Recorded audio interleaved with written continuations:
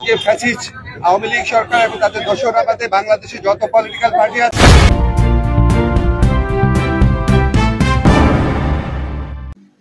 প্রিয় দর্শক, আসসালামু আলাইকুম। আপনারা যেখান থেকে দেখছেন প্রত্যেককে শুভেচ্ছা অভিনন্দন। দর্শক, আপনারা দেখছেন ইউটিউব চ্যানেল খবর টিভি। প্রিয় দর্শক, আজকে জাতীয় ঐক্যের সভা হয়েছে। এই সভাতে তারা বেশ কয়েকটি প্রস্তাব দিয়েছেন, অর্থাৎ আওয়ামী লীগ এবং আওয়ামী লীগের দোসর যারা আছে তারা ব্যতীত সবাই মিলে একটি জাতীয় ঐক্য সরকার গঠন করবে। এখন প্রশ্ন হচ্ছে যে আওয়ামী লীগ তাদেরই 38 থেকে 40% জনসমর্থন রয়েছে এবং তাদের ভোট রয়েছে। এছাড়া তাদের দোসর যাদেরকে বলা হচ্ছে জাতীয় পার্টি, জাসদ বা আরও যে সমস্ত ছোট ছোট দলগুলো রয়েছে তাদেরও কিছু ভোট রয়েছে। তো সব মিলিয়ে হিসাব করলে দেখা যায় 40 থেকে 45% মানুষ ব্যতি রেখে তারা জাতীয় ঐক্যর ডাক দিয়েছেন। সেটা কতটুকু গ্রহণযোগ্য আপনাদের কাছে প্রশ্ন রেখে গেলাম। দর্শক, আমাদের আইন উপদেষ্টা সাংবাদিকদের সাথে ব্রিফ করছিলেন। তিনি ওই মিটিং থেকে বের হয়ে আসে তিনি মিটিং করে তারা যে দাবিগুলো করেছে, তারা যে পদক্ষেপটি নিতে যাচ্ছে সেগুলো তিনি ব্রিফ করে জানিয়েছেন।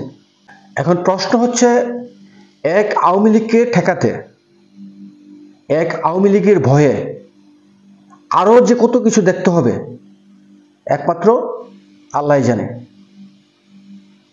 তবে বাংলাদেশের সাধারণ মানুষ, খেটে খাওয়া মানুষ, শ্রমজীবী মানুষ, তারা প্রতিনিয়ত আওয়ামী লীগকে চাচ্ছে। এই অন্তর্বর্তীকালীন সরকার বা এই নামই মানুষ এখন শুনতে পারছে না, অথচ তারা গায়ের জুড়ে প্রশাসন, সেনাবাহিনী সাথে রেখে তারা চেষ্টা করছে যে তারা দেশটি তাদের নিয়ন্ত্রণে রাখবে। তবে বিএনপি কিন্তু কিছুদিন ধরে বলছিল একটি জাতীয় ঐক্য করেন, একটি জাতীয় ঐক্য করেন, কারণ জাতীয় ঐক্য করলে তারাও কিছু পদপদবি পাবে, তারাও কিছু দপ্তর পাবে। অন্য অন্য ছোট ছোট দলের যারা প্রথম সারির নেতারা রয়েছেন তাদের লেগে তো একদম পোয়া বড়। কারণ হচ্ছে ভিপি নূর বিকাশ নূর জীবনে কোনোদিন কোনো নির্বাচন করলে মেম্বারেও পাশ করতে পারবে না। ও জুনায়েদ সাকি, এদের মতো মানুষ বাংলাদেশে যা দেখিয়েছে, যা করিয়েছে সেটি প্রকাশ করার মতো না। অথচ এদের মতো লোক এখন কিছু সুযোগ সুবিধা পাবে। ভারতের বিরুদ্ধে শক্ত অবস্থান, ভারতের বিরুদ্ধে অনেক কিছু তারা বোঝাচ্ছে, অনেক কিছু করতেছে। ভারতকে আসলে যে কোনো সময় ধরিয়ে ফেলতে পারে, যে পরিবেশ আমরা এই যে বক্তব্যের মধ্যে যেটুকু শুনলাম। তো আসলে শেষ পর্যন্ত বাংলাদেশটাকে কোথায় নিয়ে যাচ্ছে আমি জানি না। তো প্রিয় দর্শক, সেই আইন উপদেষ্টার কথাগুলো আপনারা শুনেন। যে ফ্যাসিস্ট আওয়ামী লীগ সরকার এবং তাদের দোসররা বাদে বাংলাদেশে যত পলিটিক্যাল পার্টি আছে সবাই আজকে উপস্থিত ছিলেন।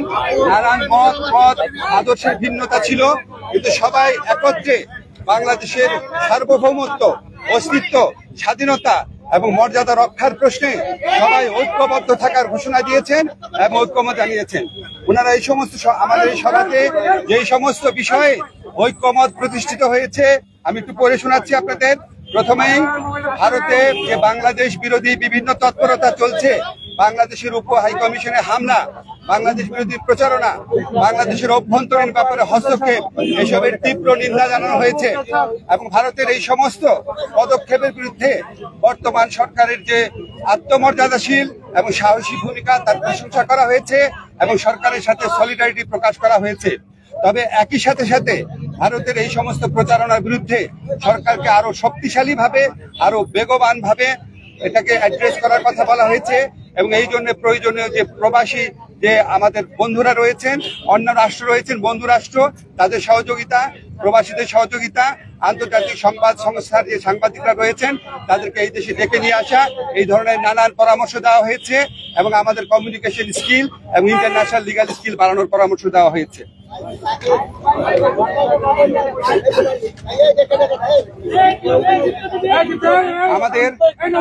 আমাদের একই সাথে সাথে ভারতের সাথে বাংলাদেশের যত চুক্তি হয়েছে গত 15 বছরের ফ্যাসিস্ট শাসন আমলে সেটা প্রকাশ করার দাবি করা হয়েছে এবং একই সাথে সাথে রামপাল সহ বাংলাদেশের জন্য ক্ষতিকর যে সমস্ত চুক্তি আছে সেগুলি বাতিল করার দাবি করা হয়েছে।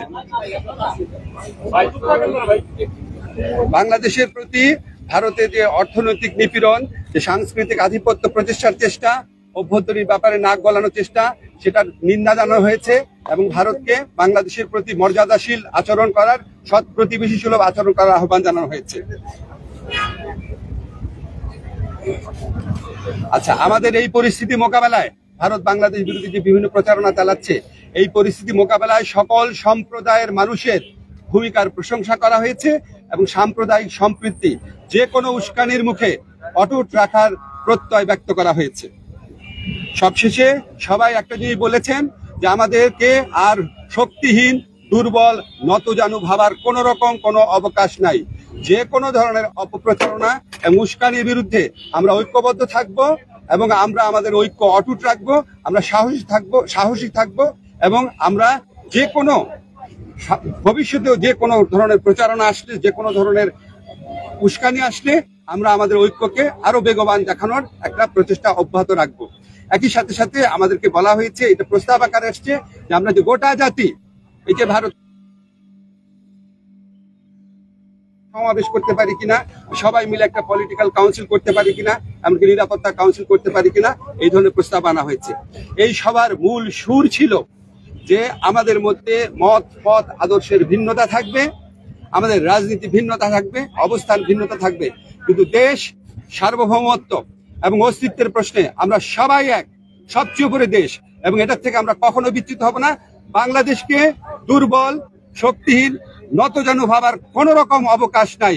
এটা এই জাতীয় ঐক্যমতে, এটা একটা জাতীয় সমাবেশের মধ্যে দিয়ে, সকল রাজনৈতিক সমাবেশের মধ্যে দিয়ে এই বার্তা প্রকাশ করতে, এই বার্তা জানিয়ে দিতে বলা হয়েছে। আপনাদের ধন্যবাদ। Thank you.